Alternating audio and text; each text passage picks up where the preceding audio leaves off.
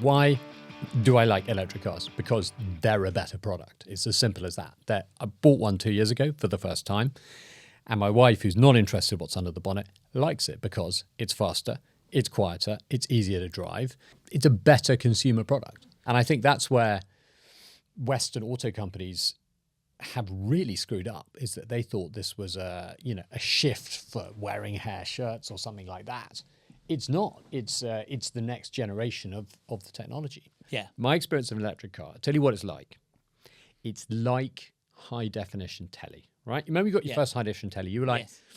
oh, yeah, I don't really notice the difference. And you watch it for a year. Yeah. And then you go to a mate's house and they have the old telly and you're like, what the hell? Why are you this? watching This is this? terrible. Yeah. It's exactly like that. You drive an electric car and you're like, okay, it's a bit different. You get used to it. What you get used to is that amazing power curve, which is completely flat, no gears, no flat spots in the acceleration, and very, very, very controllable, nice to drive. And then you go back. I did it the other day. Went and rented a car somewhere. Yeah. And it's grumbly. The car's kind of vibrating. Yep. And it's just a bit slow. It feels old-fashioned. So you don't notice it in the first instance, but you can't really go back. And if you saw, but earlier this year, the Ford CEO admitted that he had I don't know how you pronounce it, Xiaomi SU7, I think it's called. It's a Chinese electric car. It looks a bit like a Porsche, and it set the track record, a prototype version of the for a four-door car of the Nürburgring North Circuit. Right, very, very fast car. Anyway, the Ford CEO had one shipped to Detroit and drove it for 6 months and admitted he doesn't want to give it up. It's a better product than what they're producing. Yeah. That's why I like them. They're the future. They were the past as well.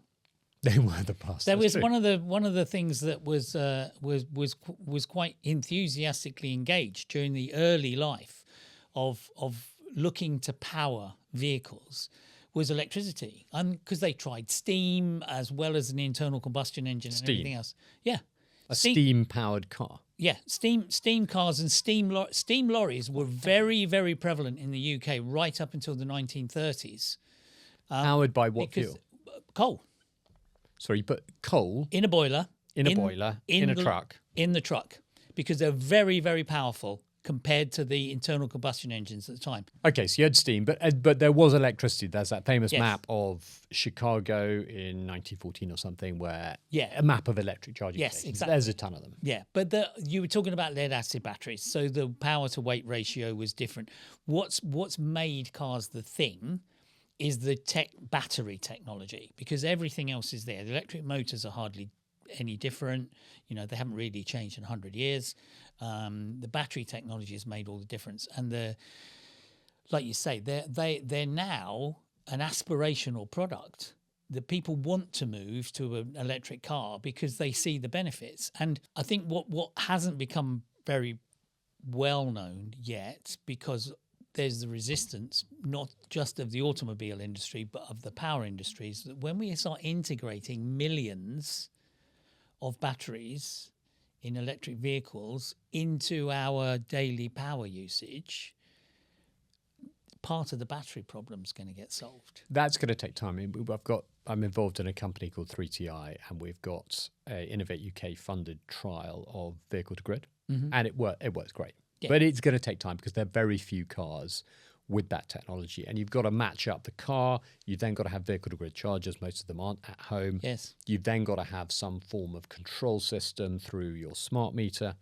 You've then got to have your electricity supplier on board, and you've got to have market mechanisms behind it. And it's all got to line up. The biggest resistance will be the existing industry not wanting you to have more control over your energy. The Chinese almost have had the same benefit in the electrification era as the Japanese had in the post-war car manufacturing era. They were starting from scratch, learning from all the mistakes everyone else made. They built a car industry from the floor up to make electric vehicles. In about starting about 10 years ago, but my God, taken off in the last 5 years. And that car we talked about, the Ford CEO driving, it's built by a mobile phone company. Yep. It's a company that makes huge number of mobile phones. They say, hell, let's be in cars. And they produce a car, and I've never driven one, but it's apparently incredible quality. It holds the track record of the Nürburgring. And they're selling 20,000 a month or something, sold out. It's completely insane. You see industries be disrupted. And I thought, okay, cars, it's fine. VW, they could just chuck some batteries in. But it's not been the case. And there's that video from about 2017 of the then chief executive of Volkswagen laughing at Tesla about how much money they were losing and how well Volkswagen was doing. Yeah. And now Volkswagen are shutting down all their factories. Tesla's got the largest single selling car model in the world, I think, in the Model X. Yep. And the Chinese are about to take over. Yeah. It's a hell of a change. In 1914, what happened to all the livery stables? There's a very famous set of photographs of a particular street in New York in 1900 and 1914, and the horses are replaced by cars in 14 years. Well, and 1914, the First World War started as a cavalry war and finished in tanks. Yes. But it's crazy because it's about adaptability, and that's what humans bring to this: ingenuity and adaptability. And I don't find it astonishing at all that someone who's dealing with low power electrical devices shouldn't build a much bigger low power electrical device.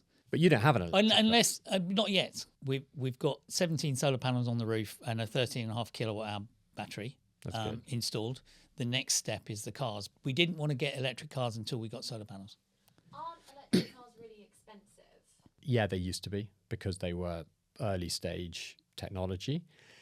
They're dropping in price very fast. Again, like anything in renewables, thanks to the Chinese, massive of battery. They're cheap enough now that the Americans are talking about putting 100% tariff on imported Chinese cars, and Europe is talking about putting 30 to 50% tariff on. They've done it in America. In the UK, it's in EU, it's going to be about 20%. Right. The final tariffs, but yeah, it's normally when you get protectionist tariffs like that, it's because something is becoming much, much cheaper than you can do it, so you stop other people selling into your market. But it's all about the price of the battery. The rest of the car is simpler. There's many fewer moving parts in an electric car than there are in a combustion car. And therefore, over time, it gets cheaper as long as you can manufacture the battery cheaply. Yeah. Many moons ago, I was working, advising an investment bank about investing into electric vehicles and such like. And some of the research we did was around what difference it's going to make. And there's an 80% reduction in maintenance cost between an internal combustion engine car and an electric vehicle, because most of the maintenance is on the engine. So therefore, you're talking about 80% fewer mechanics, 80% fewer garages, 80% fewer hours off the road. So all of a sudden that changes that industry dramatically. And the other big buzz that comes from, again, I think from perhaps not the best intentioned reporting, is concern about range. And we did some analysis about what most people use a car for. And if you're an old style company representative and you do 45,000 miles a year in your car and you're doing 300 miles a day or whatever, it's probably quite difficult to plan your day, or more difficult to plan your day with an electric vehicle. Most people do 8,000 miles a year. That's taking your Nissan Leaf and charging it once on a Sunday morning for 4 hours. It's the way I think about it is that it's a different way of thinking. You don't think about recharging a petrol car because you can do it in 10 minutes. Yes. With an electric car, you do need to plan ahead. You need to kind of know where you're going and keep it topped up. But a friend of mine said, he was always asked, oh God, electric cars, they take hours to charge. And he's like, no, it doesn't. It takes 30 seconds. And the people go, well, what do you mean 30 seconds? He said, yeah, 15 seconds to plug it in, 15 seconds to unplug it, because your car is 90% of the time sitting there. We're lucky we live in West London. There's a lot of lamppost charging spots. The car gets below 50%, plug it in and unplug it the next time I use it. It takes no time at all. But you just got to remember. But we've never had a problem with range anxiety at all. But I guess we live in a place with lots of charging. We don't go very far. The thing is that you're talking about even the smallest of cars having like 150 to 200 mile range.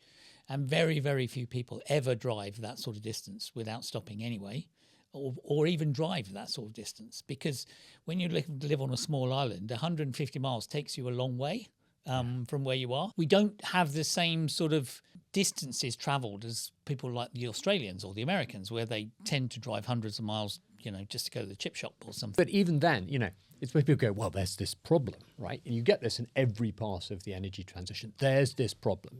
We don't have enough electric vehicle charging points. And you look at them and go, well, okay, let's solve the problem. We can build some. It's electricity. We have electricity. Yeah. We have electricity in many places. We can plug them in. They're basically fancy plug points. Oh, well, we don't have enough generation. Okay, let's build some more generation. Let's build some batteries. I mean, as you pointed out earlier, a couple of minutes ago, literally you're in a situation where you use your car for perhaps 2 to 4 hours a day. That means there's 20 hours a day you can charge your car in, and it doesn't matter when they are. Literally, cars spend most of their life. You've got the second biggest investment you ever make in your life after a house, if you're fortunate enough to be able to get on the housing market, is a car, and it sits on your driveway doing nothing for 80% of its life. It's just, why not just charge? Why not use the battery to do something else? And another part of the analysis we did is if you actually covered the roof of most cars with a solar panel, the amount of time they sit around would mean you'd almost never have to externally charge your car. Yeah, I saw that the other day, and it's got to come. People haven't. I mean, I guess people like glass roofs. Maybe it's crash testing and stuff. No, I don't know. I worked with the glass industry quite extensively because they're a very energy intensive industry, and one of the problem industries that we're looking to try and help technically. Because of the temperatures they require to make glass. You basically melt rocks. And they are right now, in this moment, going through developmental testing of solar panels shaped like roof panels. Transparent? Yeah, you can see through them. Okay. Yeah. So you get that on cars, and then you need to, even charge them even less. It will look a bit like a sunroof that used to have a dappled effect on it or slightly darkened the glass, but you'd still be able to see through them. Yeah. It's not like a clear glass windscreen or anything. We're going to keep coming back to this. We can solve these problems. It just requires some people to think about it for a period of time with investment. And that's what we do all the time.